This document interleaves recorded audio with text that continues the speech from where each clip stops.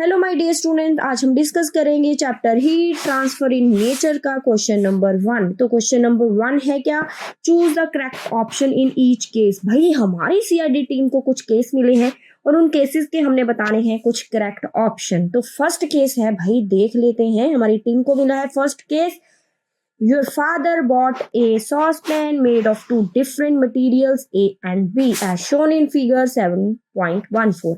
जैसे इस फिगर में दिया गया है, आपके पिताजी एक ये वाला सॉस पैन खरीद के लाए हैं जो दो डिफरेंट मटेरियल से बना हुआ है, मटेरियल ए और मटेरियल बी। यहाँ पे यहाँ पे यूज हुआ है मटेरियल ए और इस हैंडल पे यूज हुआ है मटेरियल बी। तो देखिए क्या है, the materials A and B have a following property. वो कह रहा है कि ए मटेरियल की क्या प्रॉपर्टी होनी चाहिए, बी मटेरियल की क्या प्रॉपर्टी होनी चाहिए। तो चलिए टीम हो जाइए रेडी और देखते हैं, पता लगाते हैं कि क्या है मामला यहाँ पे।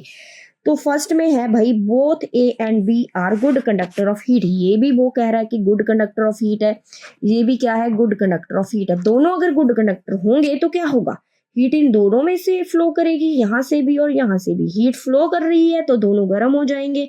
और हमारी टीम के एक मेंबर ने इस हैंडल को पकड़ा और उसका जल गया हाथ। अरे भाई हाथ जल गया है, कुछ तो गड़बड़ है भाई, पता चलाना पड़ेगा कि ये वाला ऑप्शन तो गलत है, ये तो नहीं हो सकता। चलिए अब सेकंड केस देख लेते हैं, both A and B are poor conductor. अब टीम कह रही है कि भाई थोड़ी सी भूख लग गई है, चलो पहले फटाफट से मैगी खा लेते हैं क्योंकि 5 मिनट में बनने वाली है। तो खा के फिर देखते हैं केस में क्या हो रहा है।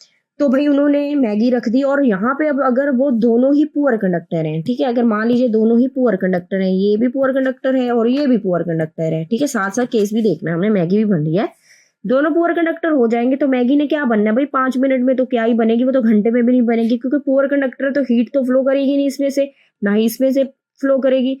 तो ये तो बिल्कुल कूल कूल है, ठीक है, क्योंकि हीट फ्लो नहीं करी है। तो ये भी बिल्कुल कूल कूल ही है, ये भी गर्म नहीं हुआ। तो ये केस में अभी तो और देखना पड़ेगा भाई, ये ऑप्शन भी नहीं है, कुछ तो गड़बड़ है कि मैगी बन क्यों नहीं रही है। अभी हम देख लेते हैं कि आगे क्या है।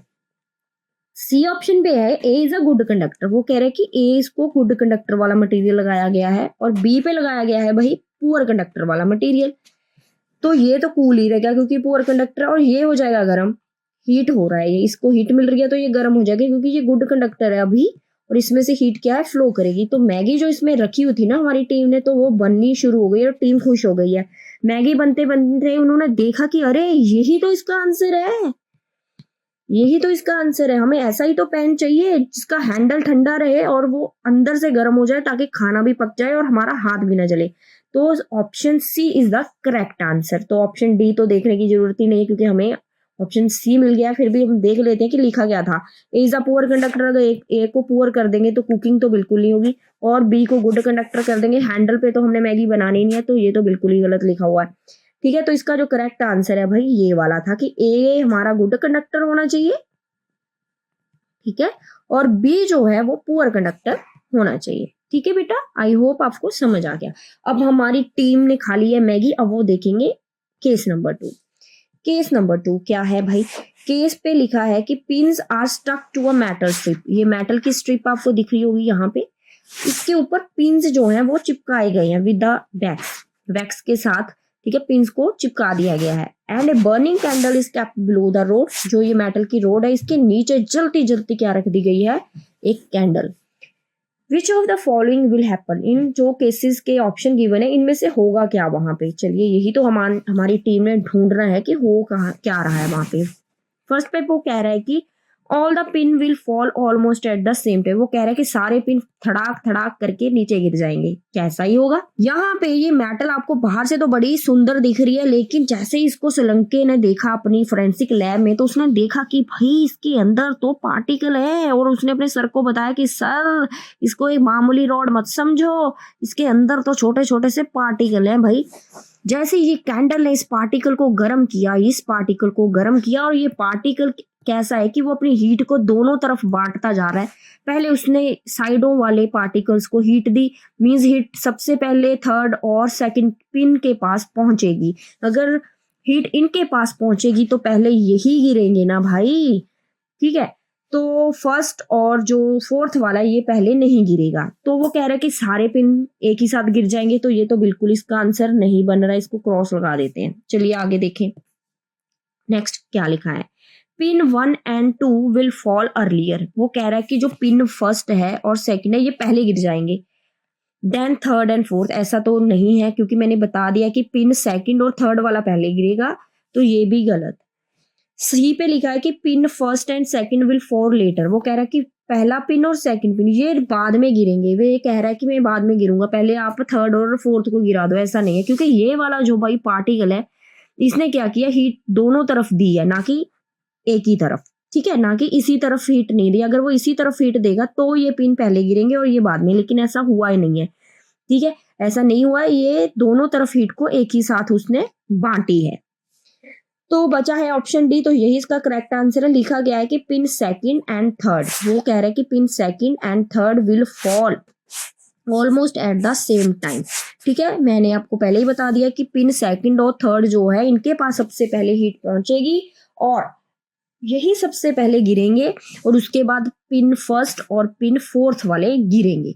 ठीक है, तो हमारी टीम ने केस सॉल्व कर लिया है। आगे चलते हैं, एक और केस पड़ा है, case number third.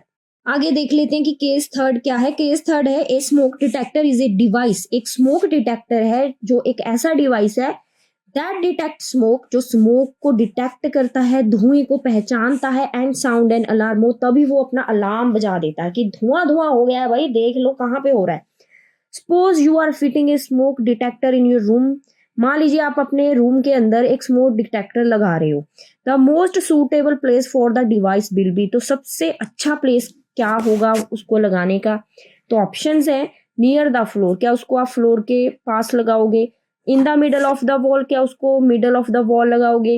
On the ceiling, क्या आप उसको सीलिंग पे लगाओगे, मीन्स रूफ पे लगाओगे, या एनीवेयर इन द रूम, कहीं पे भी लगा सकते हो, कॉर्नर पे, दरवाजे पे, कहीं पे भी अगर आपका दिल करे। तो देख लेते हैं कि इसके पीछे आंसर होगा क्या। तो इसका ऑप्शन तो बेटा सही सी वाला है, क्योंकि जो आपकी मान लीजिए कहीं पे भी आग लगती है वहां उसके सराउंडिंग में जो भी एयर होती है वो गर्म हो जाती है। जो गर्म हवा होती है वो लाइटर होती है। ठीक है, उसका वेट जो है लाइट वेट होती है और वो फटाफट से ऊपर जाएगी। जैसे वो ऊपर जाएगी मीन सीलिंग, रूफ के ऊपर और सीलिंग के ऊपर धुआं सबसे पहले पहुंचेगा, और सबसे पहले जहां पे पहुंचेगा तो फटाफट से डिटेक्टर को पता चलेगा, वो अलार्म बजा देगा।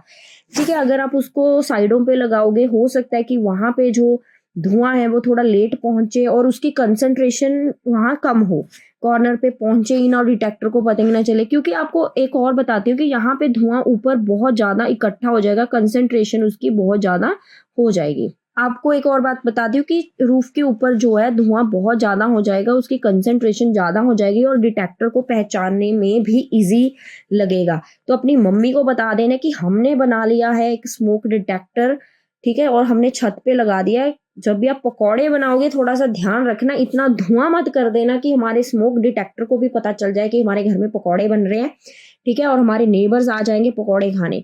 तो हमने केस थर्ड कर लिया है सॉल्व कि हमने स्मोक डिटेक्टर कहाँ पे लगाना है, रूफ पे लगाना है, क्योंकि भाई जो धुआं है वो हमेशा ऊपर को जाएगा और ऊपर फटाफट से स्मोक डिटेक्टर को पता चल जाएगा। ऐसे बहुत बड़ा जो आपका एक्सीडेंट होने से बच सकता है। जो आग से कहीं पे भी आग लगती है तो आपको फटाफट से पता चल जाएगा। तो भाई ये था हमारा केस को सॉल्व करते करते हमने क्वेश्चन नंबर 1 को सॉल्व कर लिया है। I hope you enjoyed this question. Thank you so much. Question number 2, a shopkeeper serve you cold lassi in a tumbler. Shopkeeper ने आपको एक टम्बलर के अंदर ठंडी ठंडी लस्सी डाल के दे दी है। बाय चांस, लेकिन हुआ क्या, tumbler had a small leak. अरे ये क्या हो गया भाई, टम्बलर था थोड़ा सा leak. You were given another tumbler by the shopkeeper. लेकिन जो शॉपकीपर था बड़ा ही जीनियस था, उसने क्या किया, आपको एक और टम्बलर दे दिया। ठीक है, ताकि आप क्या करो, उस लीकी टम्बलर को उसके अंदर रख लो।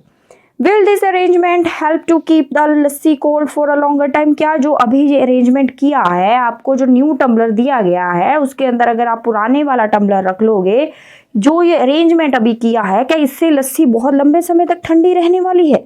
तो चलिए देख लेते हैं। तो देखें, यहाँ पे पहले सिंगल टम्बलर था जो लीक भी था, तो आप देखोगे कि एयर से जो हीट एनर्जी है वो कहाँ पे जा रही होगी, ग्लास के अंदर से निकलकर टम्बलर के अंदर से होते हुए लस्सी तक पहुंच रही है। तो लस्सी को वो करना चाहती है गर्म, ठीक है। तो लस्सी आपकी गर्म होगी क्योंकि उसको चारों तरफ से क्या मिल रही है, हीट एनर्जी मिल रही है। लेकिन आपका लक बहुत अच्छा था, आपको क्या मिल गया, एक एक्स्ट्रा टम्बलर मिल गया। तो अगर आपने उसको उसके अंदर रखा तो क्या हुआ, आपको देखो कि 2 टम्बलर के बीच का यहाँ पे आपको थोड़ा सा गैप नजर आ रहा होगा, थोड़ा सा ये दिख रहा है गैप। तो इस गैप में क्या फंसी होगी, इस गैप में एयर फंसी होगी। तो इसका एक फायदा हो जाएगा एयर का, पूरे टम्बलर के अराउंड एक लेयर बन जाएगी एयर की, ठीक है ऐसे। तो जो एयर की लेयर होगी, आपको पता है कि एयर जो होती है वो पुअर कंडक्टर ऑफ हीट होती है, मीन्स वो अपने बीच में से हीट को पास ऑन नहीं होने देती है, ठीक है। तो बाहर से जो हीट एनर्जी अंदर लस्सी तक जाना चाहती है, लेकिन बीच में कौन आ गया है भाई, बीच में एयर आ गई है। एयर जो है एक सेफ्टी गार्ड का काम कर रही है कि भाई मैंने तो हीट को अंदर नहीं जाने देना है, ठीक है। जैसे आपको कई बार जब आप लेट हो जाते हो तो स्कूल के अंदर नहीं घुसने देते हैं ना अंकल जो गेट पे खड़े होते हैं, सेम ऐसे ही। तो एयर जो है वो भी ऐसी ही है, यहाँ पे वो हीट एनर्जी को अंदर नहीं जाने दे रही है। ऊपर से तो चलो एंटर करेगी ही, लेकिन साइडों पे से नहीं एंटर कर सकती बिल्कुल भी, क्योंकि वहाँ पे पड़ी है एयर। तो इससे क्या होगा, आपकी जो लस्सी है उसको हीट एनर्जी कम मिलेगी और वो ठंडी रहेगी भाई। तो आप इंजॉय कर सकते हो। तो इसको रिटर्न में कैसे लिख सकते हैं, देखें। Yes, the arrangement will keep the lassi cold for a longer time. कह रहा है कि ये जो अरेंजमेंट है इससे लस्सी लंबे समय तक ठंडी रहेगी।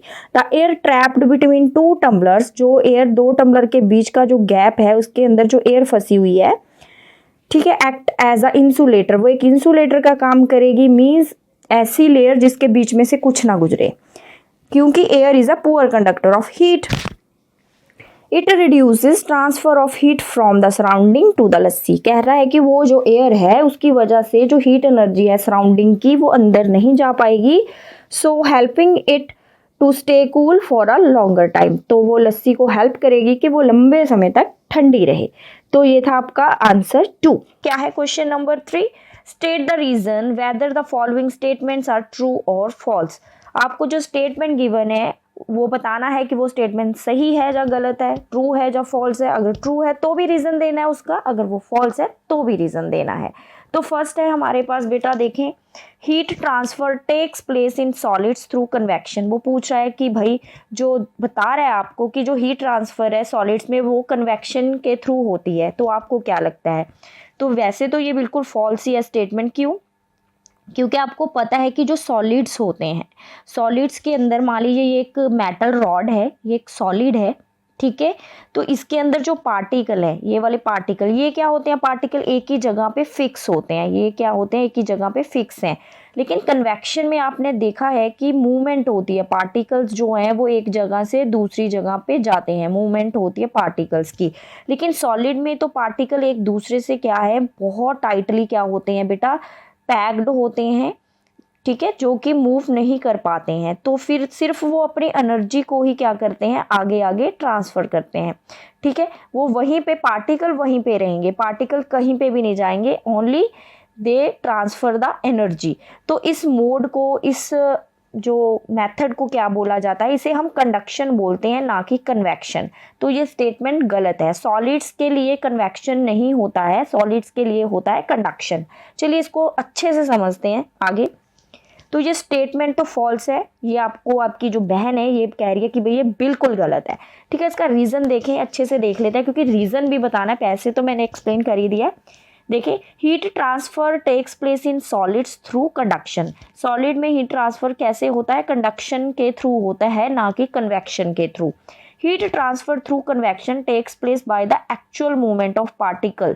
आपको पता है कि कन्वेक्शन में क्या होता है, एक्चुअल मूवमेंट ऑफ पार्टिकल होता है, जो पॉसिबल नहीं है किसके अंदर, सॉलिड्स के अंदर मूवमेंट ऑफ पार्टिकल पॉसिबल नहीं है। क्लियर है। आप देखें तो सॉलिड में क्या होता है, मान लीजिए ये बच्चा है, ठीक है, ये हिल रहा है, ये हिलेगा तो आगे ये वाले बच्चे भी क्या है, हिलेंगे थोड़ा सा। जैसे आप लाइन में खड़े हो, ठीक है, आप थोड़ा सा ऐसे शेक कर रहे हो तो जो ये वाली शेकिंग है, आगे ये गर्ल भी शेक करेगी, फिर ये भी करेगी, ये भी करेगी, ये भी करेगी।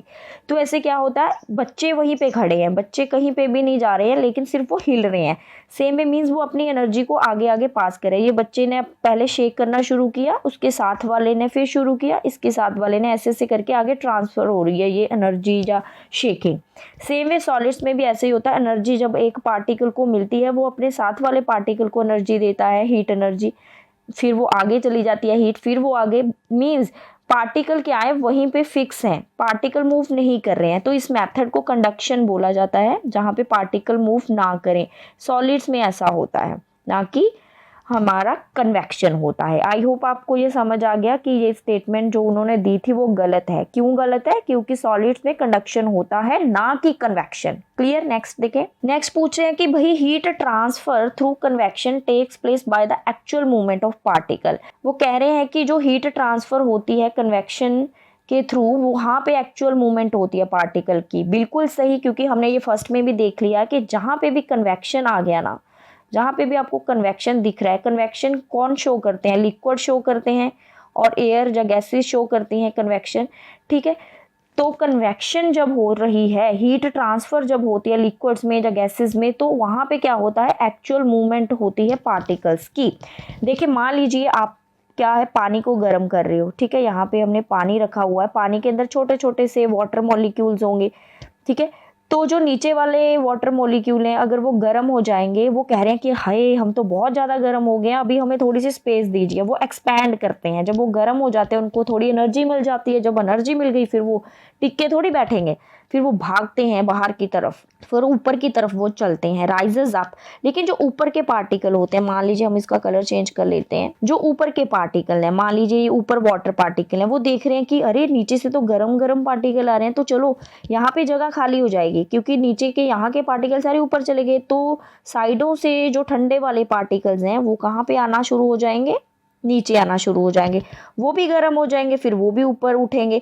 ठीक है, तो इसका रीजन देखें क्या है। ये स्टेटमेंट बिल्कुल ट्रू है बेटा जी, क्योंकि एक्चुअल मूवमेंट हो रही है, पार्टिकल आपको इधर उधर जाते नजर आ रहे हैं ना, गर्म पार्टिकल ऊपर जा रहे हैं और साइडों से पार्टिकल नीचे आ रहे हैं। अब देखो, on heating particle gain energy, जैसे ही हम हीट करते हैं पार्टिकल को एनर्जी मिल जाती है, एंड राइजेस अप, एनर्जी मिलने के बाद वो ऊपर को जाते हैं। एज अ रिजल्ट फिर होता क्या है, जब वो ऊपर जाएंगे, कूलर पार्टिकल, जो ऊपर ठंडे वाले पार्टिकल हैं, जिन्हें अभी हीट नहीं मिली है, from side move down to fill their space. वो क्या है, ऊपर के पार्टिकल, जो साइड के पार्टिकल, वो नीचे आते हैं, डाउन आते हैं। ठीक है, तो कि ताकि वो जो जगह वहां पे अभी खाली हो गई है पार्टिकल, क्योंकि वहां से अपनी जगह छोड़कर ऊपर नहीं भाग गए हैं, तो इस जगह को फिल करने के लिए क्या आ रहे हैं, साइडों से जो पार्टिकल है वहां पे आ जाएंगे। तो आप देखो कि यहाँ पे मूवमेंट हुई है, पार्टिकल आ रहे हैं। जैसे आप इधर उधर घूमते रहते हो ना, सेम वे ऐसे ही हमारे जो पार्टिकल हैं वो भी घूम रहे हैं कन्वेक्शन के अंदर। ठीक है, तो ये स्टेटमेंट ट्रू है और ये है इसका रीजन। नेक्स्ट देखिए बेटा जी, नेक्स्ट है area with clay material allow more seepage of water than those with sandy material. वो कह रहा है किसी एरिया में क्ले मटेरियल है, वहाँ पे पानी जो है वो ज़्यादा उसके अंदर एब्जॉर्ब होगा। ठीक है, पानी, आप क्ले के ऊपर पानी है, वो फटाफट से वो कह रहा है कि अंदर चला जाएगा। सैंडी मटेरियल में फटाफट पानी अंदर नहीं जाएगा। क्या आपको ऐसा लगता है? चलो हम देख लेते हैं इसका। यहाँ पे है हमारे पास सैंडी सॉइल, यहाँ पे है हमारे पास क्ले वाली सॉइल। ठीक है, सैंडी सॉइल जो होती है, इसमें क्या होते हैं, पार्टिकल्स हैं, क्योंकि सैंड के अंदर भी मिट्टी के कण होते हैं, मिट्टी के पार्टिकल हैं, उनके अंदर बेटे लार्ज गैप होता है, उनके बीच में क्या है, गैप बहुत ज़्यादा होता है, मीन्स उनके बीच में खाली जगह होती है। जैसे ही उसके ऊपर पानी आएगा, फटाफट से वो पानी खाली जगह के बीच में से अंदर फटाफट से चला जाएगा। लेकिन अगर हम दूसरी तरफ देखें, क्ले के अंदर जो पार्टिकल होते हैं उनके बीच में गैप बहुत कम होता है, गैप बहुत कम है। ठीक है, गैप कम है तो क्या होगा, फिर पानी धीरे धीरे क्या है, नीचे जाएगा, तो पानी जो है उसकी सीपेज जो है स्लो हो जाएगी, ना कि फास्ट। तो आपको ये स्टेटमेंट जो दिया गया है ये फॉल्स स्टेटमेंट है। ठीक है, इसका रीज़न मैंने आपको बता दिया है। रीज़न यहाँ पे ये शॉर्ट में ही मैंने दिया है। रीज़न क्या है कि जो सैंडी सॉइल होती है उसमें लार्ज गैप होता है, मोर स्पेस होती है, लार्ज गैप लिख लो, जब मोर स्पेस होती है बिटवीन पार्टिकल। ठीक है जी, बिटवीन पार्टिकल, जिससे क्या होगा, फटाफट से पानी जो है वो नीचे चला जाएगा। वेयर एज जो हमारी क्ले सॉइल है, जो क्ले वाली सॉइल है, उसके अंदर पार्टिकल के अंदर टाइनी गैप होता है, छोटा मतलब कम होता है गैप, और सी पे जो है वो स्लो होती है। तो इसका कंक्लूजन क्या बना है यहाँ पे, sandy air allow more water to pass through than clay area. आपको पता है कि सैंडी एयर में पानी ज़्यादा नीचे जाएगा as compare to clay area, तो ये फॉल्स है स्टेटमेंट आपका, ठीक है। तो ये इसका आंसर क्या है, फॉल्स। नेक्स्ट आपसे पूछ रहे हैं कि the movement of cooler air from land to sea is called land breeze. वो कह रहा है कि जो ठंडी हवा लैंड से सी की तरफ जाती है उसे लैंड ब्रिज बोला जाता है। बिल्कुल सही, जो हवा लैंड से जाएगी उसे लैंड ब्रिज ही तो बोलेंगे भाई। अगर हवा सी से जा रही है तो उसे सी ब्रिज बोल देते हैं, ठीक है। तो लेकिन ये स्टेटमेंट तो ट्रू है, अगर ये ट्रू है तो इसका रीज़न बताना है हमने क्या है, ठीक है। ये जो लैंड ब्रिज होती है ये नाइट टाइम पे आपको देखने को मिलेगा। मीन्स रात के समय में क्या होता है, लैंड से जो ठंडी हवा है वो सी की तरफ मूव करती है। तो आप देखो कि रात हुई पड़ी है, चांद आ गया है हमारा बहुत सुंदर सा, लाइटें जग रही हैं हर एक हाउस के अंदर। आप देखो कि यहाँ पे जो हवा है, ये वाली हवा, ये किसकी तरफ जा रही है, ये सी की तरफ जा रही है। ये हमारा समुंदर है, तो यहाँ पे ठंडी ठंडी हवा समुंदर की तरफ जा रही है। ऐसा क्यों होता है, मान लीजिए समुंदर है, ठीक है। रात के समय क्या होगा, जो हमारी लैंड है, जो हमारी लैंड है वो क्या है, जल्दी ठंडी हो जाती है एज कंपेयर टू सी। सी जो है वो थोड़ा सा गर्म रहता है, वो धीरे धीरे ठंडा होगा भाई सुबह तक, ठीक है।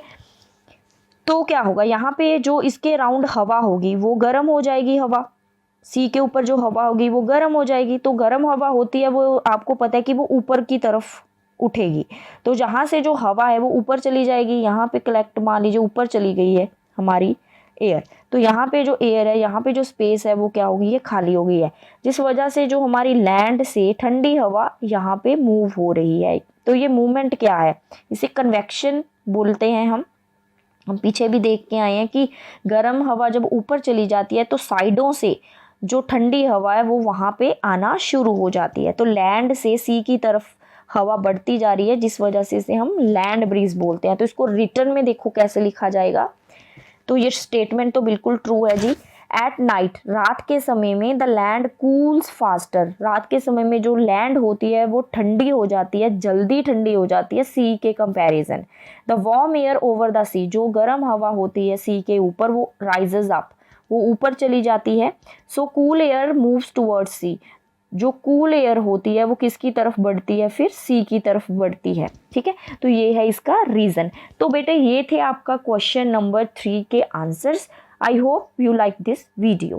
क्वेश्चन नंबर 4, तो क्या है question, some ice cubes placed in a dish melt into water after some time. कुछ आइस क्यूब्स आपने एक डिश के अंदर रखी हैं, वो पानी बनती जा रही हैं।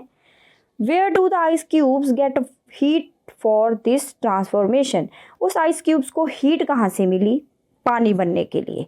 तो दिख तो कोई रहा नहीं आसपास आइस के, लेकिन फिर भी वो मेल्ट होती जा रही हैं। तो देख लेते हैं इसका क्या आंसर होगा। आप देखो कि जहाँ पे भी आपने आइस क्यूब्स को रखा है उसकी जो सराउंडिंग है, ठीक है, उसके आसपास की जो एयर होगी वो क्या होगी, गर्म होगी। उस आसपास की जो एयर है वहाँ से जो हीट है वो कह रही है कि भाई मुझे भी आइस के पास जाने दो, मुझे भी थोड़ा ठंडक का एहसास होने दो।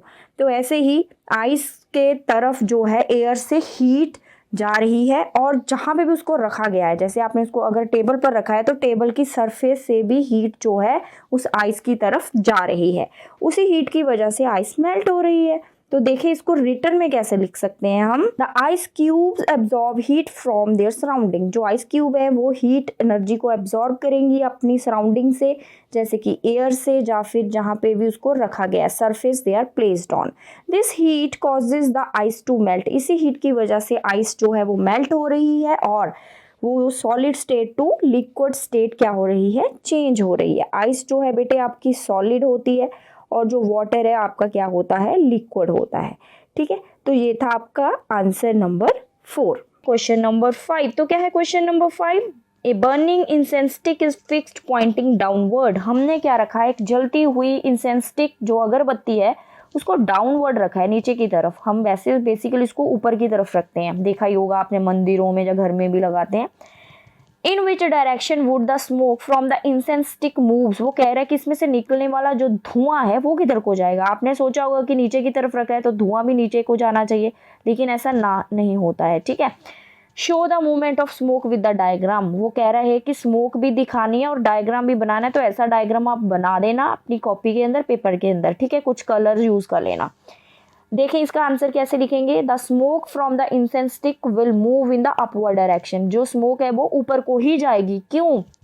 क्योंकि जो स्मोक होती है वो है क्या, बेसिकली वो हॉट गैसेज है, उसके अंदर जो एयर थी उसके आसपास की, यहाँ पे वो गर्म हो गई है, ठीक है, जो उसमें से धुआं निकल रहा है, जो उसके अंदर भी कुछ पार्टिकल्स हैं, इसके अंदर जो भी मटेरियल यूज़ किया गया है वो भी धुआं कर रहा है, उसके अंदर कुछ सॉलिड पार्टिकल्स भी होंगे, टाइनी पार्टिकल्स जो दिखने तो नहीं होंगे, आपको दिखाई तो नहीं देंगे, वो पार्टिकल्स वो क्या है, वो गर्म हो जाएंगे। पार्टिकल जब गर्म हो जाते हैं, जब हॉट गैसेस गर्म हो जाती हैं तो क्या होता है, वो राइजेस अप, वो ऊपर की तरफ भागती हैं, ठीक है, वो ऊपर की तरफ भागती हैं, क्योंकि उनको अब क्या मिल गई है, उनको अब हीट मिल गई है, हीट एनर्जी मिल गई है। जब एनर्जी मिल जाती है ना किसी भी चीज़ को, तो वो टिक के तो बैठेगा नहीं, भागेगा, लेकिन वो भागेगा कहाँ पे, ऊपर, क्योंकि जो हॉट गैसेस होती हैं वो लाइट हो जाती हैं। लाइट क्यों होती है, क्योंकि वो बहुत दूर दूर हो जाते हैं, उसके अंदर जो पार्टिकल होते हैं ना वो दूर दूर हट जाते हैं, बहुत दूर हो जाएंगे तो लाइट हो जाएगा, एरिया में पार्टिकल कम हो जाएंगे, तो वो लाइट वेट हो जाती हैं, जिस वजह से वो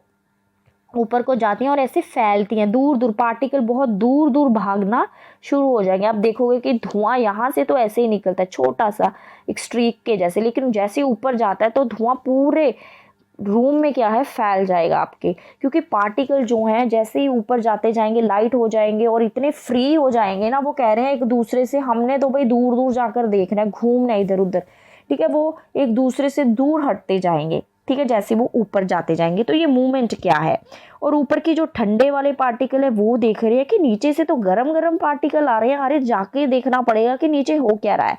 तो ऊपर के जो बेचारे ठंडे वाले पार्टिकल्स हैं ना वो भी नीचे आना शुरू हो जाते हैं। ऐसे जैसे ही वो नीचे आएंगे, यहाँ पे ठंडे वाले पार्टिकल रेड कलर के मैंने बनाए हैं, साइडों पे से जो ठंडे वाले पार्टिकल हैं वो नीचे आएंगे, और यहाँ पर आते ही, क्योंकि यहाँ पे जल रही है हमारी अगरबत्ती, वो भी पार्टिकल गर्म हो जाएंगे, अरे कह रहे अरे तो यहाँ पे तो बहुत गर्मी है भाई, हम तो ऊपर ही ठीक है, फिर वो ऊपर भाग जाएंगे, ठीक है ना। तो ऐसा मूवमेंट होता रहेगा, जहाँ से गर्म वाले पार्टिकल ऊपर चलते रहेंगे और साइडों से जो ठंडे वाले पार्टिकल है वो नीचे आते जाएंगे। तो इस मूवमेंट को बोलते क्या है, कन्वेक्शन बोलते हैं, ठीक है। पता चल गया आपको कि जो स्मोक है वो कहाँ पे जाएगी, किधर को मूव करेगी, मूव अपवर्ड, ठीक है। ये था आपका बेटे answer number 5 with diagram. Question number 6 क्या है, देखें, 2 test tubes with water are heated by a candle flame, 2 test tube हैं जिनको हम कैंडल की हेल्प से उसके अंदर जो पानी है उसको गर्म कर रहे हैं। Which thermometer will record a higher temperature, किस थर्मोमीटर के अंदर हमें ज़्यादा हाई टेम्परेचर दिखने वाला है, ठीक है। तो चलिए देखिए सेटअप ए में क्या है, यहाँ पे जो कैंडल है बॉटम के ऊपर पानी को गर्म कर रही है, यहाँ पे पानी के जब पार्टिकल गर्म होंगे तो वो ऊपर को जाएंगे। आपने देखा है कि कन्वेक्शन यहाँ पे हो रहा है, ठीक है जी। कन्वेक्शन में क्या होता है कि पार्टिकल मूव करते हैं, जैसे जो पार्टिकल यहाँ पे गर्म होंगे वो ऊपर को जाएंगे, राइजेस अप, और यहाँ पे क्या है, थर्मोमीटर का बल्ब है, ये लेबोरेटरी थर्मोमीटर, और वो अपनी रीडिंग देने वाला है, ठीक है। और यहाँ से जो ठंडे वाले पार्टिकल हैं वो नीचे आएंगे और वो भी गर्म होकर ऊपर ही जाने वाले हैं, ठीक है।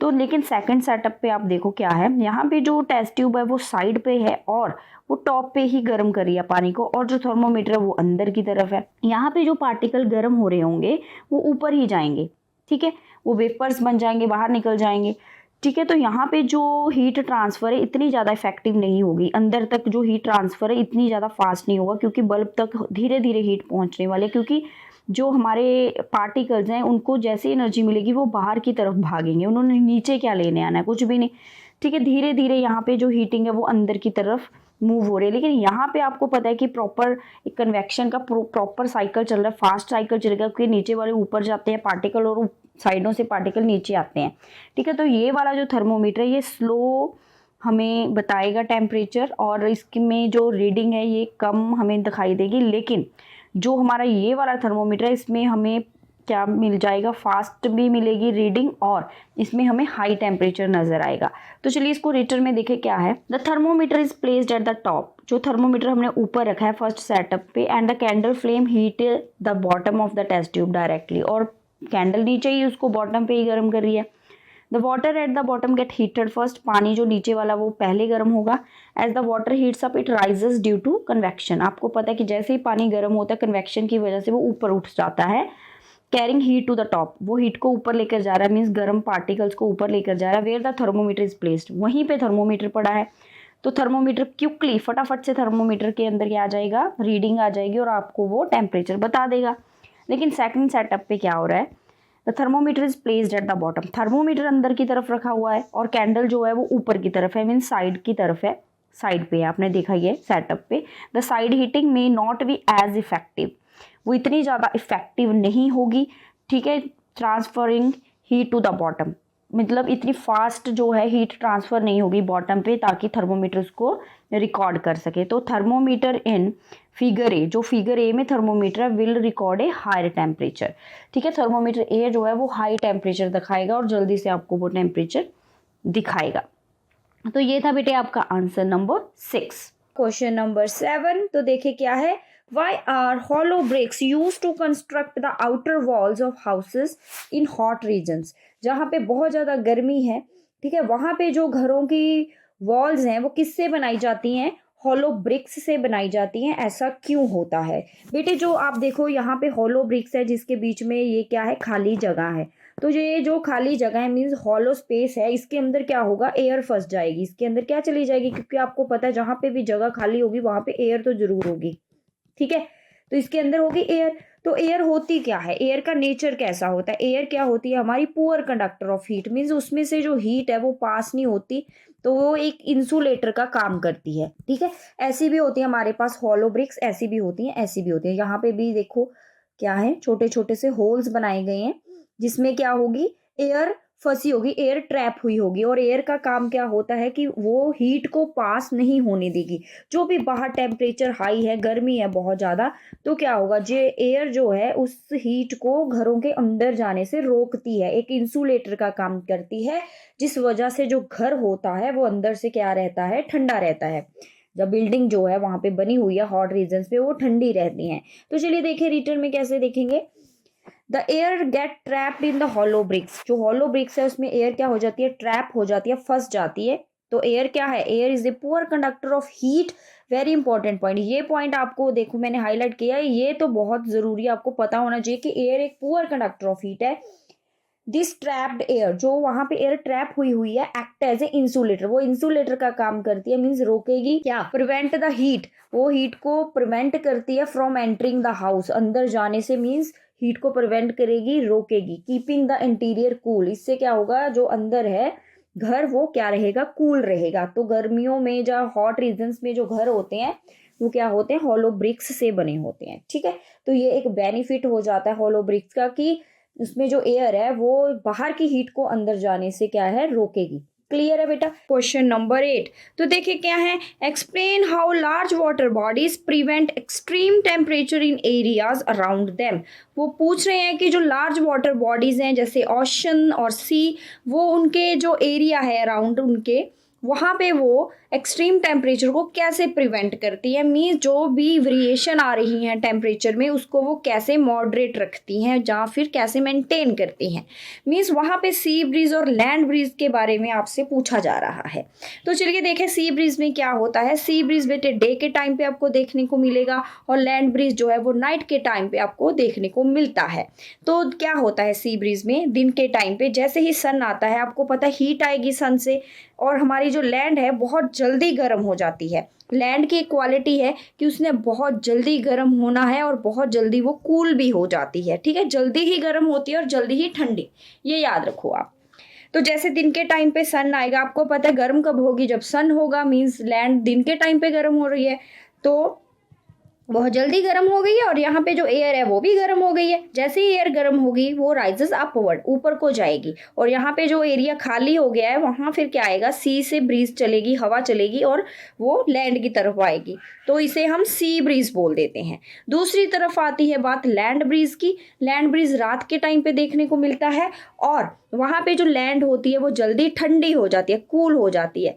लेकिन अगर सी की बात करें तो अभी वो गर्म है। अगर सी गर्म है तो सी के ऊपर की हवा भी गर्म हो जाएगी और वो ऊपर उठेगी, तो यहाँ पे जगह क्या हो जाएगी, खाली हो जाएगी। और लैंड से जो हवा है वो किसकी तरफ आती है, सी की तरफ आती है, जिस वजह से इसे लैंड ब्रीज बोला जाता है। तो ऐसे दिन के टाइम पे और रात के टाइम पे जो ब्रीज चलती है, जो हवा चलती है, ऐसे जो टेम्परेचर है वहाँ पे वो मॉडरेट रहता है, मीन्स नॉर्मल रहता है। तो चलिए देखें लिखने में कैसे लिखा जाएगा। इन कोस्टल एरियाज, जो कोस्टल एरियाज है मीन्स उनके जो समुंदर और ओशन के अराउंड एरिया होता है उसे कोस्टल एरिया बोलते हैं। ड्यूरिंग डे, दिन के टाइम पे क्या होता है, the land heats up faster, land जल्दी हीट होती है, गर्म होती है than water. So cooler air from the sea flows toward the land, जो ठंडी हवा होती है सी से वो किसकी तरफ चलती है, लैंड की तरफ फ्लो करती है, जिसे हम बोलते हैं सी ब्रीज। और ऐसे क्या होता है, keeping the temperature moderate, temperature क्या रहता है, नॉर्मल रहता है, बहुत ज़्यादा हाई नहीं होता लैंड के ऊपर।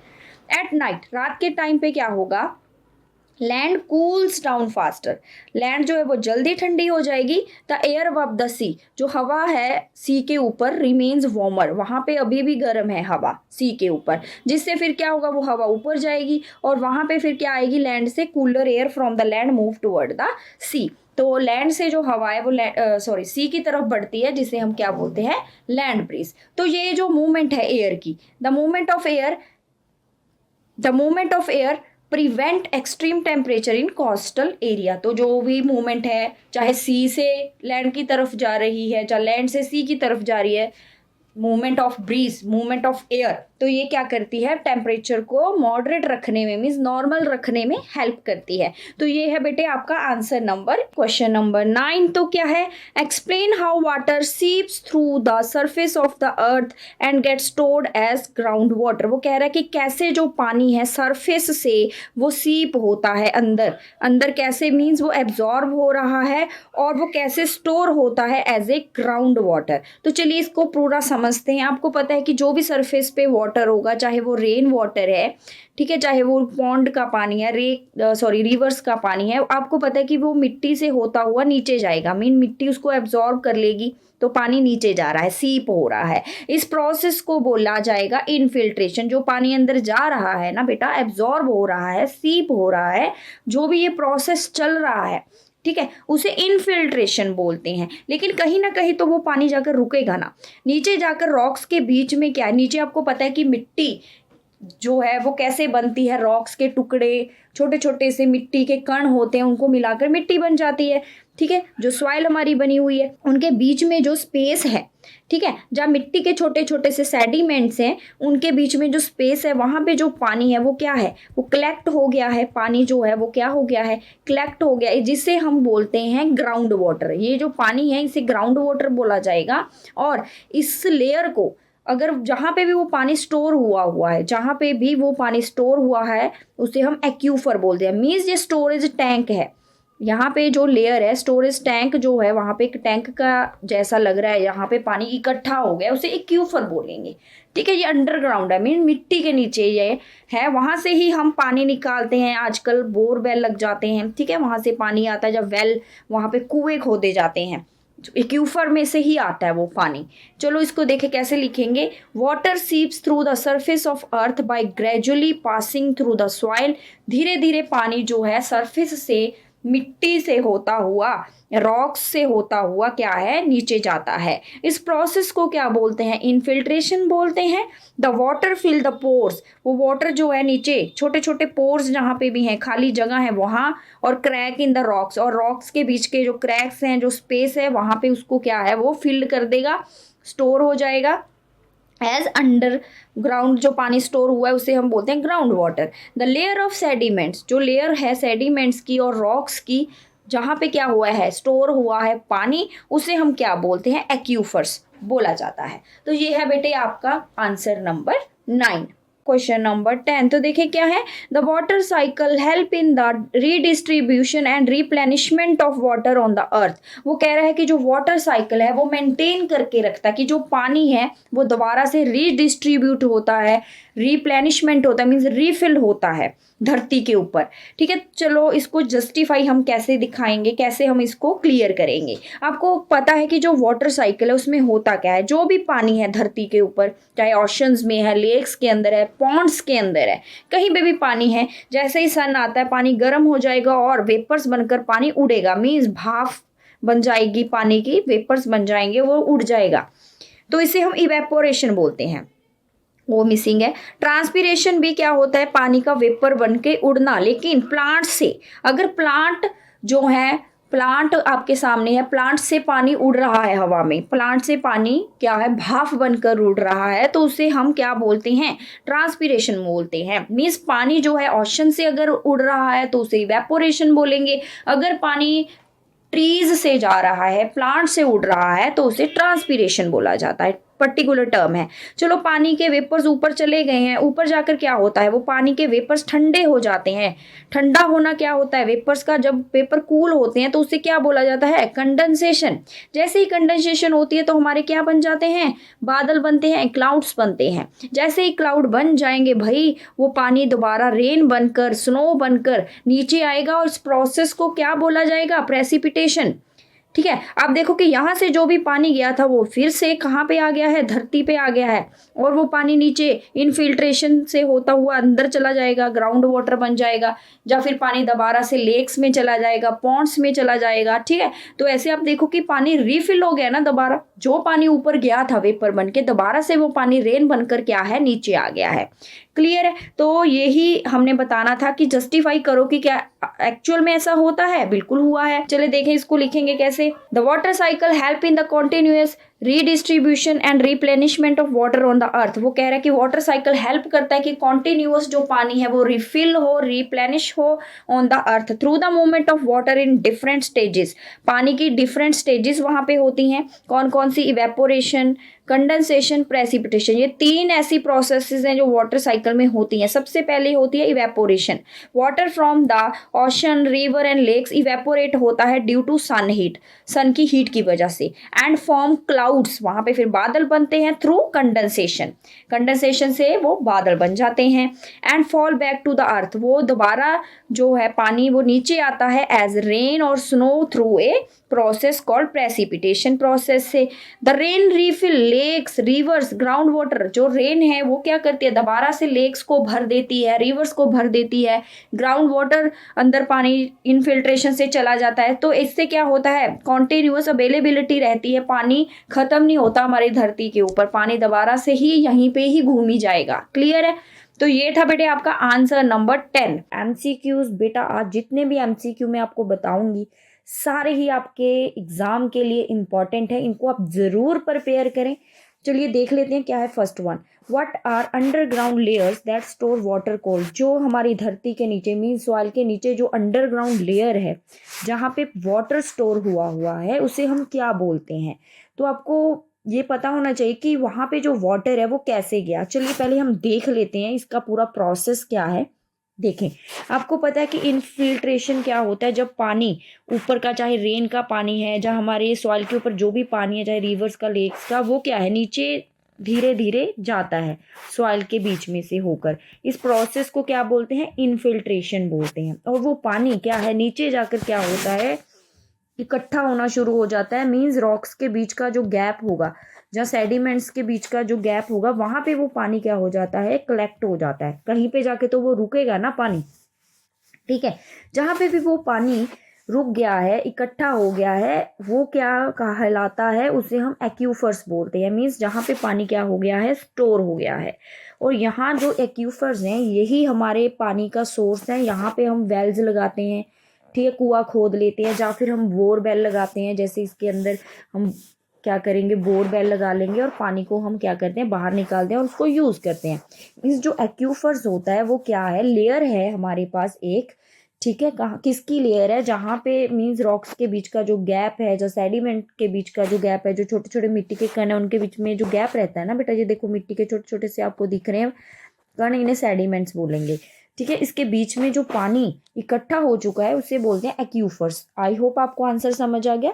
तो वाटर जो है अंडरग्राउंड लेयर में, उसे हम क्या बोलते हैं, एक्यूफर्स बोलते हैं। क्लियर है। नेक्स्ट देखें, नेक्स्ट है why are clay cups use for drinking tea. आपने देखा होगा कई बार हम पहाड़ों पे जाते हैं, वहां पे आपको चाय जो है वो क्ले कप में दी जाती है, या फिर कई बार रेलवे स्टेशन पे भी क्ले कप मिलते हैं, आपने देखा भी होगा। देखिए ऐसे होते हैं क्ले कप, देखे हैं ना आपने, मिट्टी के जो बने होते हैं कप्स। यूजली इनके अंदर आपको टी दी जाती है। क्यों? एक तो देखो ये केमिकल फ्री होते हैं, सेकेंडली क्या होता है, ये जो मिट्टी है, जब क्ले जो होती है वो क्या होती है, वो क्या होती है, पुअर कंडक्टर होती है हीट की। पुअर कंडक्टर का क्या मतलब कि इसके बीच में से हीट जो है वो पास नहीं हो पाती है। तो फिर क्या फ़ायदा होगा? तो इसके अंदर जो गरम गरम चाय है ना, उसके अंदर जो हीट है वो क्या है, बाहर नहीं जा पाएगी बिल्कुल भी। अगर हीट बाहर नहीं जा पाएगी तो चाय क्या होगी, हमारी ठंडी नहीं होगी जल्दी। तो इट कीप्स टी हॉटर, इससे हमारी चाय जो है वो लंबे समय तक गर्म रहती है। ठीक है, तो इसका आंसर क्या होगा, दे आर पुअर कंडक्टर्स। तो क्ले कप क्या होते हैं, दे आर पुअर कंडक्टर होते हैं, जिस वजह से चाय क्या रहती है, हॉट रहती है। क्लियर है। नेक्स्ट देखें, in the water cycle what forms clouds. हमारा जो वाटर साइकिल है उसमें क्लाउड्स कैसे बनते हैं, चलिए देखें पहले डायग्राम। आपको पता है कि ये एक वाटर साइकिल है। जैसे ही सन आता है, जैसे ही सन आएगा उससे जो हीट आएगी, ठीक है, उससे जो हीट आती है, गर्मी आती है, उससे क्या होता है, पानी हमारा जो है गर्म हो जाएगा। चाहे वो लेक्स का पानी है, ओशंस का पानी है, कहीं पे भी पानी है, वो गर्म होगा। पानी जैसे ही गर्म होगा वो भाप बन जाएगा, इवेपोरेट होगा। ठीक है, जैसे पानी वेपर्स बन जाता है, वाटर वेपर्स बन जाएंगे और वो उड़ेगा। पानी उड़ना क्या होता है, इवेपोरेशन। इसकी स्पेलिंग यहाँ पे गलत है, इवेपोरेशन होगा, पानी का भाप बनकर उड़ना। और ट्रीज के बीच में से भी पानी जो है वो इवेपोरेट होता है। उस ट्री में से पानी जब उड़ता है उसे हम ट्रांसपीरेशन बोलते हैं, इवेपोरेशन बोलते हैं जब पानी ओशंस में से, ठीक है, कहीं पे भी वाटर बॉडी से पानी जाएगा उसे इवेपोरेशन बोलेंगे। लेकिन जब ट्री से पानी उड़ता है तो उसे हम ट्रांसपीरेशन, एक टर्म है प्रॉपर ट्रीज के लिए यूज की जाती है, ट्रांसपीरेशन। पानी उड़ गया है, पानी उसके बाद ऊपर जाएगा, पानी के वाटर वेपर्स जैसे ही ऊपर जाते हैं, भाप जो ऊपर जाती है वो ठंडी हो जाएगी। जो भाप जब ठंडी होती है उसे हम बोलते हैं कंडेंसेशन। जैसे ही कंडेंसेशन होगी, वेपर्स क्या हो जाएंगे, कूल हो जाएंगे, फिर क्या बनते हैं, क्लाउड्स बनते हैं। आपके ये क्लाउड बनने शुरू हो गए हैं। ठीक है, ये क्लाउड बन चुके हैं। ठीक है, क्लाउड बन गए हैं। और क्लाउड जब बहते हैं रेन की फॉर्म में या स्नो की फॉर्म में, वो पानी जो है वो नीचे आ रहा है, इसे हम प्रेसिपिटेशन बोलते हैं। 3 प्रोसेसेस होती हैं वाटर साइकिल में। एक होते हैं इवेपोरेशन, यहाँ पे ओ है, कंडेंसेशन और प्रेसिपिटेशन। इवेपोरेशन का मतलब क्या होता है कि जब हीट होती है तो पानी जो है वो इनविजिबल, हमें दिखेगा नहीं कि पानी उड़ रहा है, भाप बनकर उड़ जाता है वेपर्स की फॉर्म में, ऊपर जाके ठंडे हो जाते हैं वेपर्स, उसे हम कंडेंसेशन बोलते हैं, और क्लाउड्स बन जाते हैं। जैसे क्लाउड बन गए फिर वो रेन की फॉर्म में या स्नो की फॉर्म में पानी नीचे आता है। ठीक है, इससे हमें प्रेसिपिटेशन बोला जाता है। तो चलिए देख लेते हैं क्वेश्चन क्या था। In water cycle what forms clouds. जो क्लाउड्स हैं वो किस प्रोसेस से बन रहा है, हमारा कंडेंसेशन। तो इसका आंसर क्या है बेटा, बी। नेक्स्ट है, आगे है, why are 2 thin blankets warmer than 1 thick blanket. 2 पतले वाले कंबल अगर आप जोड़कर लोगे और एक आप मोटे वाला कंबल लोगे तो किसमें आपको ज़्यादा गर्मी फील होगी। चलिए हम इसका आंसर देखते हैं। मान लीजिए 2 आपने पतले वाले कंबल जोड़ लिए हैं, एक ये ऊपर वाला कंबल है, ये वाला, एक नीचे वाला। ठीक है, इनके बीच में आप देखो थोड़ा गैप रहेगा, और इस गैप के अंदर क्या फंस जाएगी, हवा होगी, क्योंकि हवा तो कहीं पे भी जा सकती है। अगर गैप है तो वहाँ पे हवा ज़रूर होगी। और अगर ये ब्लैंकेट है, इनके अंदर भी छोटे छोटे से पोर होंगे, तो हवा तो उनके अंदर भी होगी थोड़ी थोड़ी, और इसके अंदर भी जो पोर होंगे वहाँ पे भी हवा होगी। जो एयर होती है वो क्या होती है, एयर होती है हमारी पुअर, एयर क्या होती है हमारी poor conductor of heat. Means air के बीच में से जो हीट है वो बाहर नहीं जा पाती है। ठीक है, एयर के बीच में से जो हीट है वो मीन्स पास नहीं होती है, पुअर कंडक्टर का ये मतलब है। मान लीजिए अगर आप यहाँ पे सो रहे हो, ठीक है, आप यहाँ पे सो रहे हो, तो आपकी बॉडी की जो हीट है अगर वो बाहर जाना चाहेगी, तो आपको पता है कि यहाँ पे भी एयर फंसी है और यहाँ पे तो पूरी शीट आ गई है एयर की, तो आपकी बॉडी की हीट जो है बिल्कुल बाहर नहीं जा पाएगी और आपको अंदर ही हीट रहेगी, तो आपको गर्म लगेगा, बहुत ज़्यादा गर्म लगेगा। लेकिन अगर आप यहाँ पे देखो, यहाँ पे अगर आप सो रहे हो, ठीक है, तो आपकी जो बॉडी की हीट है, ठीक है, जहाँ पे तो एयर होगी वहां से तो बाहर नहीं जाएगी, लेकिन कंबल के जहाँ पे एयर एब्सेंट है वहां से आपकी बॉडी की हीट क्या है, बाहर जाएगी, जिससे क्या होगा, आपको थोड़ी सी कम गर्मी महसूस होगी। तो अगर आप 2 कंबल पतले ही हैं अगर वो, तो ऐसा कोई टेंशन नहीं है, पतले वाले भी चलेंगे। अगर आप उनको जोड़ लेते हो तो आपको ज़्यादा गर्मी महसूस होगी as compare to thick blanket. तो इसका रीज़न क्या है, बी ऑप्शन है इसका आंसर। दे ट्रैप एयर, क्योंकि उनके बीच में क्या है, एयर ट्रैप होती है और वो पुअर कंडक्टर होते हैं, जिसमें हमें ज़्यादा क्या लगता है, वार्म लगता है। ऐसा क्यों है, उन्होंने बोला क्योंकि उसके अंदर एयर है, वो पुअर कंडक्टर है। ठीक है, आई होप आपको ये समझ आ गया। नेक्स्ट है, what is the primary source of heat on earth. हमारी जो धरती है वहां पे हीट कहाँ से आ रही है। आपको पता है कि हीट का हमारा एक ही अल्टीमेट सोर्स होता है, वो क्या है, हमारे पास सन। नेक्स्ट है, in activity 7.3 why does water at the beaker bottom rises. वो कह रहा है कि जो नीचे का पानी है वो राइजेस होता है, ऊपर जाता है, ऐसा क्यों। आपको पता है कि एक्टिविटी 7.3 में हमने यहाँ पे इसके अंदर रखा था पोटाशियम परमैंगनेट, ताकि आपको मूवमेंट होती नजर आए, क्योंकि पानी के पार्टिकल्स तो दिखेंगे नहीं ऊपर जाते हुए, जिस वजह से हम कुछ कलर मटेरियल यूज करें ताकि आपको दिखे कि मूवमेंट हो कैसे रही है। जैसे नीचे का पानी गर्म होगा मीन्स यहाँ पे ये वाला मटेरियल भी गर्म हो जाएगा, और आप देखो कि ये पिंक कलर आपको ऊपर जाता नजर आ रहा है, मीन्स नीचे का पार्टिकल्स क्या है, ऊपर जा रहे हैं, राइजेस अप हो रहे हैं। ऐसा क्यों होता है, आपको पता है कि यहाँ पे जो पार्टिकल हैं उनको क्या मिल जाएगी, हीट मिल जाएगी। नीचे के पार्टिकल को क्या मिल गई है, हीट मिल गई है। जैसे उनको हीट मिलती है तो पार्टिकल्स पहले बिल्कुल क्लोज होते हैं पानी के, मान लीजिए जैसे उनको हीट मिलेगी वो दूर दूर हो जाएंगे, एक्सपैंड हो जाएंगे। जैसे वो दूर होंगे तो उनका जो वेट है कम हो जाएगा, मीन्स वो लाइट हो जाएंगे। ठीक है, लाइट हो जाएंगे एरिया में, मीन्स पार्टिकल कम हो जाते हैं ना, पहले इतने एरिया में इतने पार्टिकल थे, अब इतने एरिया में पार्टिकल कम हो गए, मीन्स लाइटर हो जाते हैं। और वो क्या है, उनको एनर्जी मिल गई है, वो लाइटर हो गए हैं, एक्सपैंड हो रहे हैं, वो ऊपर को जाएंगे। ठीक है, और जो साइडों के पार्टिकल्स होते हैं वो ठंडे होंगे। यहाँ पे जो साइडों के पार्टिकल होंगे वो ठंडे होंगे, कूल होंगे और हैवी होंगे, कूल भी होंगे और हैवी होंगे। तो इससे क्या होगा, वो नीचे आएंगे ताकि वो भी क्या हो जाए, गर्म हो जाए। तो आपको पहले ये पिंक कलर ऊपर जाता नजर आएगा, फिर आपको दिखेगा कि साइडों से वो पिंक कलर फिर से थोड़ा सा नीचे आ रहा है, मीन्स वो ऊपर के जो पार्टिकल है वो भी कलर हो जाएंगे ना, क्योंकि कलर पार्टिकल डाला, तो ऊपर के जो साइडों के पार्टिकल है वो नीचे आते जा रहे हैं। तो आपको पता चल गया कि क्यों, वाई डज वाटर, जो बीकर के नीचे का पानी है वो ऊपर क्यों जाता है, क्योंकि इट बिकम्स लाइटर, क्योंकि इट बिकम्स लाइटर, वो लाइट हो जाते हैं व्हेन हीटर, जब हम उसको गर्म करते हैं। ये है इसका answer. Next what is the purpose of ice stupas in Ladakh. Yes, Ladakh जो है वहां पे आपको पता है कि ग्लेशियर्स हैं, बर्फ के बहुत बड़े बड़े पहाड़ हैं। तो वहां पे क्या होता है, स्प्रिंग जब होता है, स्प्रिंग सीजन, वहां पे पानी की कमी हो जाती है, क्योंकि गर्मियों में तो देखो सन आ जाएगा तो वो बर्फ पिघल जाएगी, तो पानी का सोर्स होगा। तो स्प्रिंग जब सीजन आता है, स्प्रिंग में सन की इतनी ज्यादा हीट नहीं होती कि वहां पे वो बर्फ पिघले, इतनी ज्यादा बर्फ मेल्ट नहीं होती, तो पानी की कमी हो जाती है। एग्रीकल्चर के लिए जो पानी चाहिए इतना पूरा नहीं होता है। तो इसका जो एक सोल्यूशन ढूंढा गया, आइस टूपास बनाए गए वहां पे। तो चलिए क्या होते हैं आइस टूपास, देखें, ये देखें।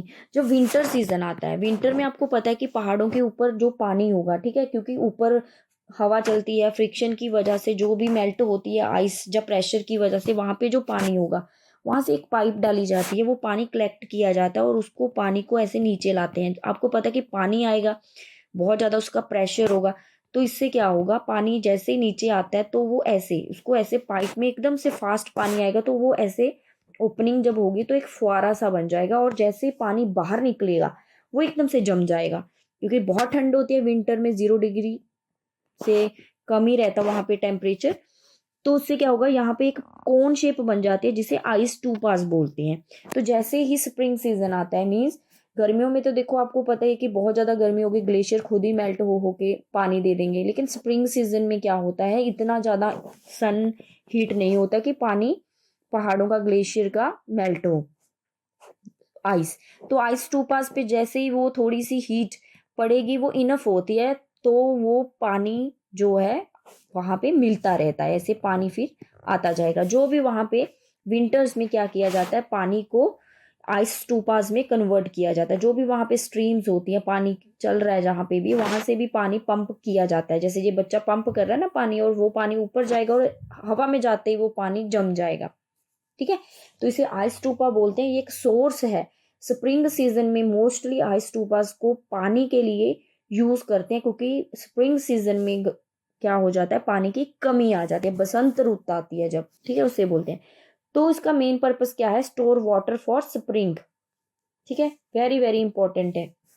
आपने मुझे कमेंट करके बताना है कि आइस टू पास जो है ये किसने इन्वेंट किया। वहां पे एक बहुत मशहूर इंजीनियर है वहां के, उन्होंने ये वाला जो इन्वेंशन है ये किया। आपको अगर पता है तो, नहीं पता तो आप सर्च करके कमेंट में इसका आंसर मुझे जरूर दें। Next, which heat transfer process requires no medium. आपको पता है कि हीट जब ट्रांसफर होती है, ठीक है, उसके डिफरेंट डिफरेंट मेथड हैं। आपको पता है क्या क्या मेथड है हीट ट्रांसफर के, देखें। कंडक्शन के थ्रू हीट ट्रांसफर होती है, कन्वेक्शन के थ्रू और रेडिएशन के थ्रू। आपको पता है कंडक्शन में क्या होता है, जैसे ही मान लीजिए स्पून के अंदर कैंडल है तो स्पून गर्म हो जाएगा। स्पून के जो पार्टिकल हैं ये हीट को आगे आगे भेजेंगे, आपका हाथ भी गर्मी फील करेगा। मीन्स यहाँ पे जो मेटल है, ठीक है, वो क्या है, एक मीडियम बन गई है। मेटल के अंदर जो पार्टिकल है वो हीट को क्या कर रहे हैं, आगे आगे भेज रहे हैं। मीन्स यहाँ पे पार्टिकल्स क्या करेंगे, हीट को ट्रांसफर करने में हेल्प करते हैं। अगर हम कन्वेक्शन में देखें, कन्वेक्शन होती है लिक्विड और गैसेस में। यहाँ पे भी जो पार्टिकल होंगे वो भी हीट को क्या करते हैं, आगे ट्रांसफर करते हैं। लेकिन in the case of radiation, मान लीजिए सन से हमारे पास क्या आ रही है, धूप आ रही है, आपको गर्मी फील होती है। जब ठंड में कई बार हम हमारे हाथ गर्म करते हैं लकड़ियां जलाकर, क्या आप अपने हाथ लकड़ियों के ऊपर ही रख लेते हो? बिल्कुल नहीं। हम बहुत दूर से क्या करते हैं, हीट फील करते हैं। इतनी दूर से ही हम क्या करते हैं, हीट को फील करते हैं। मीन्स वो लकड़ियों से आप तक हीट कैसे आई, अपने आप आ गई, उसको कोई लेकर थोड़ी आया, अपने आप वो आ रही है। वहां पे कोई भी मीडियम नहीं है। यहाँ पे मीडियम क्या है, लिक्विड है या गैस है। यहाँ पे मीडियम क्या है, सॉलिड, कोई भी मेटल क्या, ठीक है, मटेरियल है, वो एक मीडियम का काम कर रहा है। लेकिन रेडिएशन के केस में कोई मीडियम नहीं चाहिए। सन से हमारे तक जो हीट है वो सीधी आ रही है, उसको कोई लेकर नहीं आ रहा है, ठीक है, अपने आप आ रही है वो। तो रेडिएशन ही एक ऐसा हीट ट्रांसफर का मेथड है जहाँ पे कोई भी रिक्वायरमेंट नहीं है किसी भी मीडियम की, ठीक है। जैसे हमें स्कूल जाना होता है तो आप कैसे जाते हो, स्कूल के लिए हमें बस चाहिए होते, तो बस एक मीडियम है, ठीक है, आप ऐसे ही मान लो। अगर बस नहीं होगी तो आप स्कूल कैसे जाओगे, ठीक है। लेकिन रेडिएशन जो है, अगर रेडिएशन को आपके स्कूल जाना है ना तो उसको बस की जरूरत नहीं है, तो बिना बस के भी वो आपके स्कूल पहुंच जाएगी, ठीक है। तो रेडिएशन ही ऐसा केस है जिसे कोई भी मीडियम नहीं चाहिए होगा।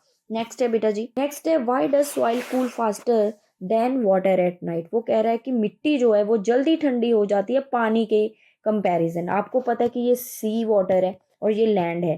लैंड दिन के टाइम पे क्या हो जाएगी, बहुत ज्यादा गर्म जल्दी हो जाती है, लेकिन रात में क्या होता है, लैंड एकदम से ठंडी हो जाती है सी के कंपैरिजन, ठीक है। ऐसा क्यों होता है, ठंडी कैसे होगी, अगर इसमें से हीट जो है फटाफट से बाहर निकलेगी।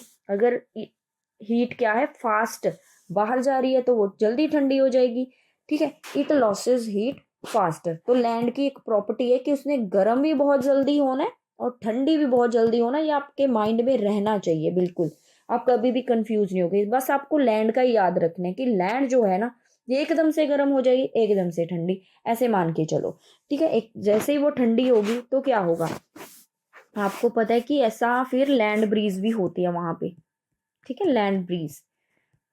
तो नाइट में लैंड ब्रीज होती है और दिन में सी ब्रीज होती है। चलिए आगे, what are bukhari use for in Himalayan homes. जो हिमालय के घर हैं, आपको पता है कि वहां पे ठंड ज्यादा होती है तो वो बुखारी यूज करते हैं। तो होती कैसी है, मेटल की बनी है, ये देखो, इसके अंदर कोला जलाया जाता है, जब लकड़ियां जलाते हैं और हीट वहां से जो निकलती है उससे जो रूम्स हैं वो क्या हो जाएंगे, गर्म हो जाएंगे। और यहाँ से जो धुआं है इस पाइप के थ्रू क्या है, बाहर चला जाएगा, ठीक है, जिसे चिमनी कहते हैं। और यहाँ पे ये मेटल का बना है और यहाँ पे कुकिंग भी की जा सकती है, ठीक है। लेकिन इसका मेन पर्पस क्या है, वार्मिंग रूम्स, इसको रूम को गर्म करने के लिए यूज किया जाता है। जो हिमालयन होम्स होते हैं, हिमालय के अंदर जो घर बने हुए हैं जहाँ पे बहुत ज्यादा ठंड रहती है, ठीक है।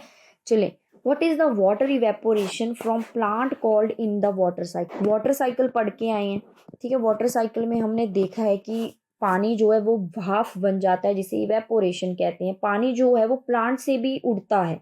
जब पानी प्लांट से वेपर्स की फॉर्म में उड़ता है तो उसे इवेपोरेशन नहीं बोला जाता है, उसे हम ट्रांसपीरेशन बोलते हैं बेटा।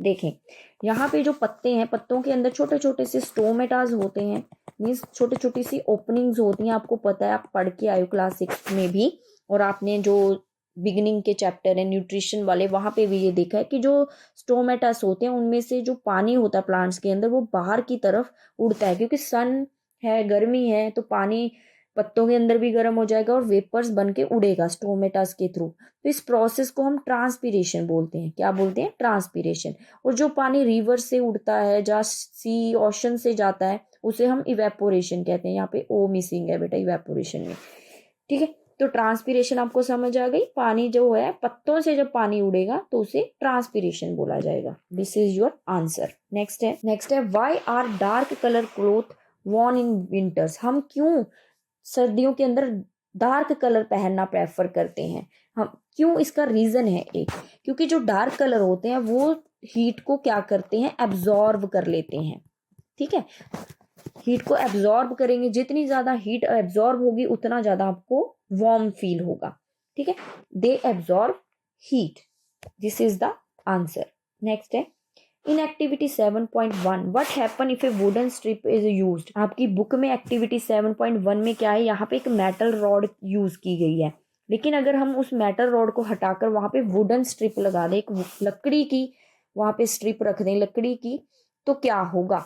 यहाँ पे वैसे ही पिंस लगे होंगे, यहाँ पे कैंडल जल रही है, ठीक है। कैंडल से क्या होगा, क्या ये पिंस गिर जाएंगे। वहां पे अगर हम मेटल लगाई थी तो हमने देखा था कि पिंस वन वन करके नीचे जाते हैं, गिरते हैं, लेकिन जैसे ही यहाँ पे लकड़ी आ गई, आपको पता है कि जो हमारी वुड है वो क्या है, पुअर कंडक्टर होती है हीट की, मीन्स उसमें से जो हीट है वो पास नहीं होती। अगर हीट पास ही नहीं होगी तो यहाँ तक हीट पहुंचेगी कैसे, हीट पहुंच ही नहीं रही है। अगर हीट नहीं पहुंचेगी तो वैक्स जो है वो मेल्ट नहीं होगी और पिंस नहीं गिरेंगे, pins do not fall.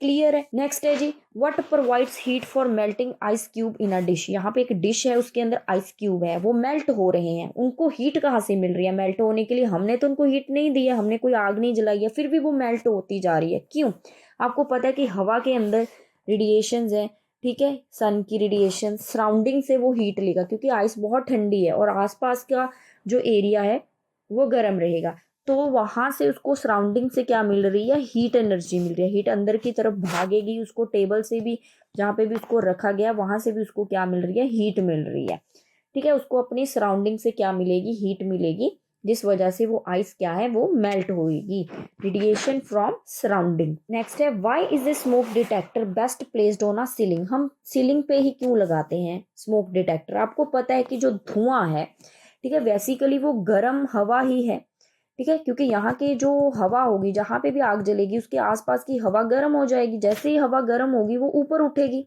Smoke भी क्या है, उसके अंदर गैसेज हैं, गर्म गैसेज हैं, वो भी ऊपर उठेंगी, ऊपर उठेंगी तो जल्दी छत के ऊपर पहुंचेगा धुआं। तो जिस वजह से सीलिंग पे अगर स्मोक डिटेक्टर लगा हुआ है तो उसको जल्दी से पता लग जाएगा कि कहीं पे आग लगी है। अगर आप उसको कहीं फ्लोर पे लगा दोगे, या साइड पे वॉल्स पे लगा दोगे, या कॉर्नर पे लगा दोगे, हो सकता है कि वहां तक धुआं धीरे पहुंचे और आप इतने में आग पूरी फैल जाए। तो इसका बेस्ट जो प्लेस है वो क्या है, सीलिंग पे ही है, क्योंकि आपको पता है कि स्मोक राइजेस, स्मोक जो है वो ऊपर की तरफ बढ़ती है, लाइट हो जाती है तो ऊपर की तरफ वो जाएगी और स्मोक डिटेक्टर को जल्दी से पता लग जाएगा कि कहीं पे भी आग लगी हुई है। नेक्स्ट देखें in activity 7.5 why is water seepage slowest through clay. ये देखो आपकी एक्टिविटी है, इसमें आपने देखा है कि जो क्ले है उसके बीच में से देखो पानी बिल्कुल टिप टिप करके नीचे आ रहा है, सैंड में से एकदम से पानी आ रहा है और ग्रेवल्स में से तो बहुत फास्ट आ रहा है पानी, क्योंकि ग्रेवल्स के जो पत्थरों के अंदर का गैप होगा बहुत ज्यादा होगा और पानी फटाफट से नीचे आ जाएगा। सेम ऐसे सैंड के पार्टिकल्स के अंदर भी जो गैप होता है वो बहुत होता है, जिस वजह से पानी नीचे जाता है, लेकिन क्ले पार्टिकल्स के बीच का जो गैप होता है ना बहुत कम होता है। जितना कम गैप होगा तो पानी को उतनी डिफिकल्टी आएगी नीचे जाने में, तो इसमें पोर्स बहुत कम होते हैं, स्पेस बहुत कम होती है। क्ले हैज स्मॉलर स्पेसेस, जिस वजह से जो है पानी जो है वो स्लो जाता है, सीपेज उसकी स्लो होती है, ठीक है। नेक्स्ट देखिए व्हाट रिप्लेनिश ग्राउंड वाटर। जो हमारा अंडरग्राउंड वाटर है, नीचे जो मिट्टी के नीचे जो पानी है उसे रीफिल कैसे किया जाता है, वो रीफिल कैसे होता है, वो पानी हम निकालते जाते हैं, ठीक है, बाहर यूज करते रहते हैं, लेकिन उसकी रीफिलिंग कैसे होती है, क्योंकि जो रेन वाटर है, ठीक है, वो नीचे जा रहा है, जहाँ हमारी रूफ्स के ऊपर पानी लोग इकट्ठा कर लेते हैं, ठीक है, उसको यूज करने के बाद फिर भी वो पानी जो है हमारी मिट्टी के थ्रू नीचे ही जाएगा, इनफिल्ट्रेशन हो रही है और वहां पे वो पानी जो है एक्यूफर्स में इकट्ठा हो जाएगा और हमारा जो ग्राउंड वाटर है वो रीफिल हो रहा है, रिप्लेनिश हो रहा है। तो इसका जो आंसर है वो है बेटा जी रेन वाटर हार्वेस्टिंग। नेक्स्ट है जी which processes are involved in bukhari for cooking. बुखारी हमारी लगी हुई है, बुखारी हमारी लगी हुई है, उसके अंदर कुकिंग हो रही है। यहाँ पे पतीला हमने रखा क्योंकि आपको पता है कि वो मेटल की बनी है तो पूरी गर्म हो जाएगी, इसके ऊपर पतीला रखा है। अगर ये पतीला आपको पता है कि रखा हुआ है तो ये गर्म होएगा, पतीला गर्म है मीन्स वो मेटल का बना है, सॉलिड है, उसमें से जो हीट ट्रांसफर हो रहा है इस प्रोसेस को हम बोलते हैं conduction. Heat travel the metal, ठीक है, तो उसे हम क्या बोलेंगे, कंडक्शन। उसके अंदर जो खाना पक रहा है उसमें से जो धुआं निकल रहा है, आपको पता है कि वो ऊपर उठ रहा है धुआं, ठीक है, स्मोक ऊपर उठ रही है, तो वहां पे आपको पता है कि पार्टिकल मूव हो रहे हैं, ठीक है, ऊपर की तरफ जा रहे हैं, तो इस प्रोसेस को कन्वेक्शन बोला जाएगा। और आप वहां पे दूर बैठे हो और आपको थोड़ी हीट फील हो रही है क्योंकि आपको पता है बुखारी भी मेटल की बनी है, उसमें से भी हीट बाहर निकलेगी, किस फॉर्म में, आप उसको हाथ थोड़ी लगा के बैठो, कितनी दूर बैठे हो, फिर भी आपको वार्म लग रहा है, ये किसकी वजह से लग रहा है, रेडिएशन की वजह से। तो यहाँ पे तीनों ही प्रोसेसेस हो रही हैं, कंडक्शन, कन्वेक्शन और रेडिएशन, ऑल थ्री प्रोसेसेस इसका आंसर है। नेक्स्ट है why do wet clothes dry faster on sunny day. जब धूप निकलती है उस दिन हमारे गीले कपड़े बहुत जल्दी सूख जाते हैं, ऐसा क्यों? क्योंकि धूप है, हीट एनर्जी आ रही है, हीट से जो कपड़ों के अंदर का पानी है वो गर्म होगा और वो वेपर्स बनकर उड़ेगा, इवेपोरेशन होगी, तो कपड़े जल्दी सूख जाएंगे। लेकिन अगर क्लाउड्स बने हुए हैं, बादल बने हुए हैं, तो हीट तो कम होगी वहां पे, और इसके अंदर का जो पानी है वो इतनी जल्दी फास्टली क्या है, इवेपोरेट नहीं होगा, ठीक है, जिस वजह से क्या होगा, इसका जो वेट क्लोथ्स हैं वो देर से सूखेंगे, लेकिन सन वाले दिन वो वेट क्लोथ्स बहुत जल्दी सूख जाएंगे। इसका रीजन क्या है, रेडिएशन फ्रॉम सन। बेटे ये आपके सारे ही जो क्वेश्चन मैंने डिस्कस किए हैं बहुत ही इंपॉर्टेंट है। I hope you like this video, thank you so much.